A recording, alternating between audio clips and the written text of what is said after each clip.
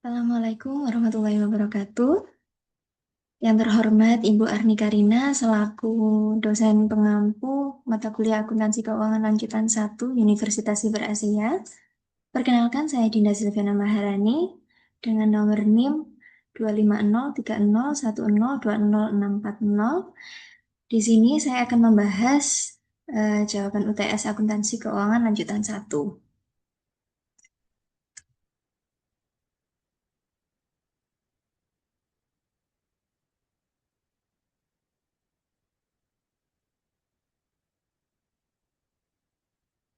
Yang pertama yaitu akuisisi antar perusahaan PT JK dan PT AIS. Langkah pertama yaitu dengan menghitung total harga perolehan atau consideration transfer. Pada kasus PT JK, total harga perolehan akuisisi sebesar 1,6 miliar, terdiri dari pembayaran kas sebesar 600 juta dan penerbitan saham senilai 1 miliar. Sehingga diperoleh total harga perolehan atau consideration transfer sebesar 1,6 miliar. Catatan, untuk biaya akuisisi sebesar 8 juta dan biaya penerbitan saham sebesar 5 juta tidak termasuk dalam harga perolehan, melainkan dicatat terpisah sebagai beban.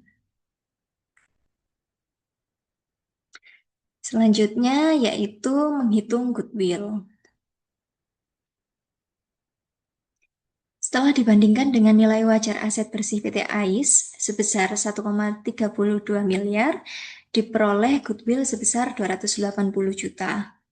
Goodwill ini muncul karena harga perolehan lebih tinggi daripada nilai wajar aset bersih yang diakuisisi. Berikut merupakan jurnal akuisisi aset neto PT AIS oleh PT JIK. Pada saat akuisisi, seluruh aset dan liabilitas PT AIS dicatat sebesar nilai wajarnya. Selisih antara harga perolehan dan nilai wajar aset bersih dicatat sebagai goodwill. Pencatatan ini sesuai dengan PSAK 22 tentang kombinasi bisnis. Jadi di sini untuk jurnalnya, di sisi debit ada kas, piutang bersih, persediaan, tanah, bangunan, perawatan, paten, dan goodwill. Sedangkan di sisi kredit, terdapat utang dagang, utang wesel, liabilitas lain, kas atau pembayaran, saham biasa, dan agio saham. Selanjutnya yaitu terkait biaya akuisisi dan biaya penerbitan saham. Untuk biaya akuisisi seperti biaya legal dan konsultan tidak dikapitalisasi tetapi langsung dibebankan ke laporan laba rugi. Sedangkan pada biaya penerbitan saham dicatat sebagai pengurang agio saham dan tidak diakui sebagai beban. Hal ini sesuai dengan ketentuan yang ada di PSAK 22.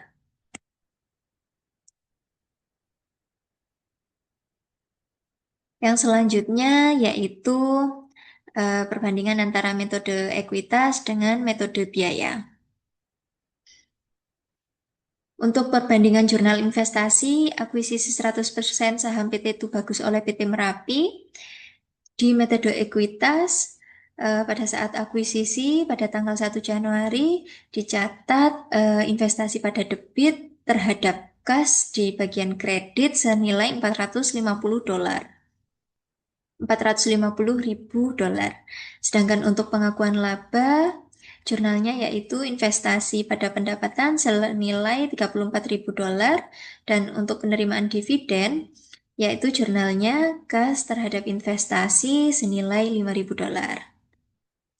Sedangkan pada metode biaya atau cost method, jurnal akuisisinya yaitu investasi terhadap kas senilai $450.000. Untuk pengakuan labanya tidak ada jurnal, dan untuk penerimaan dividen, jurnalnya yaitu kas pada pendapatan dividen senilai $5.000. Jadi di sini untuk PT Merapi membeli 100% saham PT Tubagus sebesar $450.000.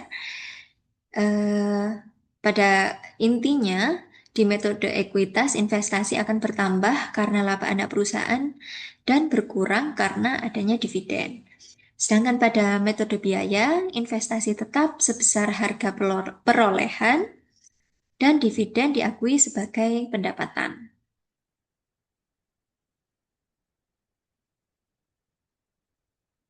Selanjutnya yaitu terkait jurnal eliminasi konsolidasi. eh, dalam proses konsolidasi, akun investasi dan ekuitas anak perusahaan harus dieliminasi untuk menghindari pencatatan ganda. Selain itu, pendapatan dari perusahaan anak juga dieliminasi agar laporan keuangan konsolidasi hanya menampilkan transaksi dengan pihak eksternal. Berikut untuk jurnal eliminasinya. Di sisi debit ada common stock dari PT Tubagus, kemudian ada return earnings PT Tubagus, dan income dari PT Tubagus. Sedangkan di bagian kredit ada investasi pada PT Tubagus, kemudian ada dividen diumumkan, dan laba PT Tubagus atau equity in earnings. Dan untuk kesimpulannya, untuk metode ekuitas mencerminkan nilai investasi yang sebenarnya karena menyesuaikan laba dan dividen anak perusahaan. Pada saat konsolidasi, seluruh akun timbal balik harus dieliminasi sehingga laporan keuangan grup dapat disajikan secara wajar dan tidak terjadi double counting.